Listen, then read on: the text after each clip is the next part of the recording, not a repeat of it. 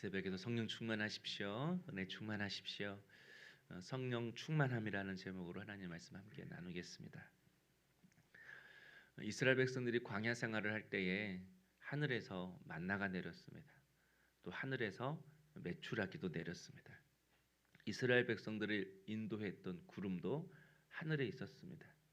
그래서 이스라엘 백성들이 40년 광야길을 통과하기 위해서 항상 하늘을 바라보며 살았습니다. 이 말은 눈에 보이는 하나님을 하늘을 바라보는 것이 아니라 그 구름 너머에 하늘 너머에 계시는 영이신 하나님을 믿음의 눈으로 바라보며 그 광야길을 걸었다라는 것입니다. 그런데 2000년 전 인간을 구원하시기 위해 이 땅에 오신 예수님도 하늘나라에서 오셨습니다. 비록 마리아의 몸에서 태어났지만 그는 하늘 보좌를 버리시고 하나님과 동등됨을 여기지 않으시고 이 땅에 내려오신 것입니다. 그런데 오늘 말씀도 보니까 성령님도 하늘에서 내려오셨다 이렇게 말씀합니다. 2절에 호련히 하늘로부터 성령께서 이 땅에 임하실 때 땅 아래에서 올라오거나 옆에서 오신 것이 아니라 하늘로부터 성령님이 임하셨다 이렇게 말씀합니다. 그래서 성부 하나님의 은총도 성자 예수님의 구원도 성령 하나님의 지혜와 능력도 다 하늘에서 내려왔습니다. 그러므로 인생의 답을 찾기 위해서 땅의 것을 찾고 땅의 것만 주목하며 살아가면 결코 삶의 답을 찾을 수 없습니다. 믿음으로도 살 수 없습니다. 회복된 삶도 꿈꿀 수가 없는 것입니다. 그런 의미에서 믿음은 언제나 위를 지향하며 위를 바라보며 사는 삶인 것입니다. 위에 계신 하나님께서 나에게 무엇을 주시길 원하시나, 나에게 어떤 일을 하기를 원하시나, 나에게 무슨 말씀을 하기를 원하시고 내가 어떻게 살아가기를 원하시고 내가 어떤 길로 가기를 원하시나, 항상 위의 것을 찾고 위의 것인 주님이 내게 말씀하실 때 그 말씀 앞에 순종하며 살아가는 삶이 참된 믿음의 삶인 줄로 믿습니다. 그렇다면 우리가 어떻게 해야 항상 위의 것을 생각하고 바라보고 실천하는 참된 믿음의 삶을 살 수가 있는 것입니까? 4절에 그들이 다 성령의 충만함을 받는 것입니다. 제자들이 예수님의 명령대로 다들 마가의 다락방에 한 곳에 모여서 간절히 기도하기 시작했습니다. 그러자 오순절 날이 이름에 하늘로부터 성령이 임했고 제자들 모두가 그 성령으로 인해 충만함을 받았다. 이렇게 성경은 이야기하고 있습니다. 그렇다면 성령의 충만함이 무엇입니까? 성령이 제자들에게 임할 때 성령의 임재를 오늘 성경 2절은 이렇게 표현하고 있습니다. 3절에 마치 불의 혀처럼 갈라지는 것들이 그들에게 보여 각 사람 위에 하나씩 임하여 있더니, 마치 거기 모인 사람들 머리 위에 불의 혀처럼 갈라지는 것들이, 사람들 머리에 불덩이가 이렇게 하나씩 있는 것처럼 묘사하고 있는 것 같습니다. 그런데 여러분, 이 3절을 조금 더 충실히 번역하면 이런 의미가 됩니다. 갈라지는 불처럼 보이는 혀들이, 좀 다르죠. 원어는 갈라지는 불처럼 보이는 혀들이 제자들에게 임하였다, 이런 의미입니다. 그러니까 불이 임한 것이 아니라 혀가 임했다, 이런 의미인 것이죠. 그렇다면 이 혀는 누구의 혀이죠? 성령의 혀입니다. 주님의 혀입니다. 그러므로 성령의 충만함은 우리의 혀가 변화되는 것입니다. 인간의 혀가 주님의 혀로, 인간의 욕심과 나의 생각과 나의 뜻을 말하려는, 나의 감정을 말하는 인간의 혀가 주님의 마음을 품고 주님으로 말하는 주님의 혀로, 성령의 혀로 바뀌는 것이 성령의 충만함입니다.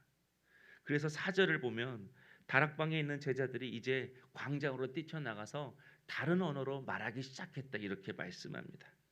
여기서 말하는 다른 언어는 지금 우리가 하고 있는 방언이 아닙니다. 우리가 하고 있는 방언들은 대개 옆에 있는 사람들이 모르는 그런 방언이죠. 그런데 그 당시 제자들은 남들이 알아들을 수 있는 방언을 했습니다. 한마디로 한 번도 배우지 못한 외국어를 그들이 했다라는 거예요. 어떤 제자는 영어로, 어떤 제자는 독일어로, 어떤 제자는 프랑스어로, 어떤 사람은 스페인어로, 이렇게 다른 나라의 언어로 말을 하면서 예수를 증거하기 시작했다라는 거예요. 그래서 광장에 모인 여러 나라의 출신의 외국인들이 다 그 말들을 알아들을 수 있었다라고 성경은 이야기하고 있습니다. 그런데 여러분, 이 말씀은 제자들이 한 번도 배우지 못한 외국어를 성령의 신비한 능력을 받아서 하게 되었다. 알파벳도 모르는 사람들이 그 자리에서 영어를 하게 되었다. 신비한 능력으로 외국어를 하게 되었다. 여기에 초점이 있지 않습니다. 제자들이 각기 자기에게 주어진 사람에 맞게, 상황에 맞게 말을 하게 되었다. 이런 의미인 것입니다. 9절의 말씀을 보면 그 광장에 모인 사람들의 몽독이 많이 나옵니다. 뭐 바데인, 메데인, 엘람인, 메소포타미아 사람, 이런 사람들처럼 어떤 사람은 바데인의 언어로, 어떤 사람은 메데인의 언어로, 어떤 사람은 엘람인의 언어로 하나님께서 각자에게 붙여주신 사람들이 있었는데, 외국인들이 있었는데, 그들에 맞게끔 하나님이 그들의 혀를 주장하셔서 외국어를 하게 하셨다. 이 말씀인 것이죠. 그러므로 성령의 충만함이란 내가 먼저 하나님의 뜻을 잘 이해하는 것입니다. 그리고 그 사람의 상황과 형편과 처지에 맞게 말을 할 수 있는 것, 이것이 성령의 충만함이라는 것입니다. 그래서 요한복음 14장 26절에 우리 함께 한번 읽어볼까요? 보혜사고 아버지께서 내 이름으로 보내실 성령, 그가 너희에게 모든 것을 가르치고 내가 너희에게 말한 모든 것을 생각나게 하리라. 아멘. 성령의 은혜를 받은 사람은 마지막에 생각나게 하리라. 성령의 은혜를 받은 사람은 생각하게 된다라는 거예요. 여러분, 누가 생각할 수 있습니까? 차분한 사람이 생각할 수 있습니다. 성급하지 않은 사람이 생각할 수 있습니다. 한마디로 성령의 충만함을 받으면 성령께서 우리로 하여금 차분하게 하셔서 생각하게 하신다라는 것입니다. 그래서 성령 충만한 사람일수록 생각합니다. 묵상합니다. 그래서 더 지혜롭습니다. 성령 충만할수록 여러분, 충동적이고 열광적으로 바뀌는 것이 아니라 더 이성적이고 더 논리적으로 바뀐다라는 것입니다. 그런데 우리는 마치 성령의 충만한 그러면 뜨겁고 방방 뛰고 무언가를 거침없이 거리낌 없이 행동하는 것으로만 생각을 합니다. 물론 오늘 말씀에 보면 성령이 불처럼 바람처럼 임했습니다. 뜨겁고 강하게 임했다, 그런 표현이죠. 그런데 예수님에게 성령이 임할 때는 비둘기처럼 임했다고 말합니다. 평안하게, 온유하게, 차분하게, 부드럽게 그렇게 성령이 임했다라는 것이죠. 그래서 사도행전 2장의 말씀만 듣고 성령이 임하면 뜨겁다, 바람처럼 시원해진다, 이렇게만 생각하면 안 된다라는 것입니다. 각 사람의 기질과 성품에 맞게끔 어떤 사람은 뜨겁게, 때로는 조용하고 차분한 사람은 뜨겁게 역사하셔서 그 입에서 기도가 터져 나오고 뜨거움이 터져 나오게 하지만, 반대로 어떤 사람은 급하고 오히려 거침없이 행동한다면 때로는 온유하고 부드럽고 차분하게 성령님이 역사하신다라는 거예요. 성령을 받을 때 드러나는 외적 현상은 다 다를 수가 있다라는 것입니다. 그러나 뜨겁든지 온유하든지 거침없든지 부드럽든지 공통점이 있습니다. 차분하게 생각하게 된다라는 거예요. 성령의 충만함을 받으면 마음은 뜨겁지만 머리는 생각하고 묵상하고 성령의 지혜가 임하기 때문에 차가워진다라는 것입니다. 이성적이고 논리적이지만 지혜롭고 사려 깊고 온유한 사람이 된다라는 것입니다. 저는 우리 성도님들이 이성적이고 논리적이지만 지혜롭고 사려 깊고 온유하고 따뜻한 성도 될 수 있기를 주님의 이름으로 축복합니다. 그래서 이사야서 50장 4절에 주 여호와께서 학자의 혀를 내게 주사 나로 곧 비판 자를 말로 어떻게 도와줄 줄을 알게 하시고 아침마다 깨우치시되 나의 귀를 깨우치사 학자같이 알아듣게 하시도다. 여러분, 학자의 혀가 있어야만이 내가 하나님의 말씀을 들을 수 있고 이해할 수 있다고 합니다.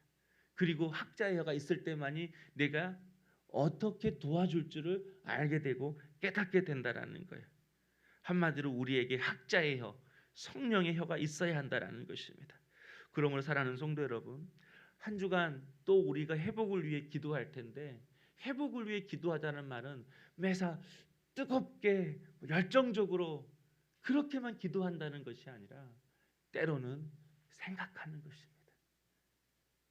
주님이 내게 어떤 말씀을 하길 원하시는지 깊이 생각해 보는 것입니다.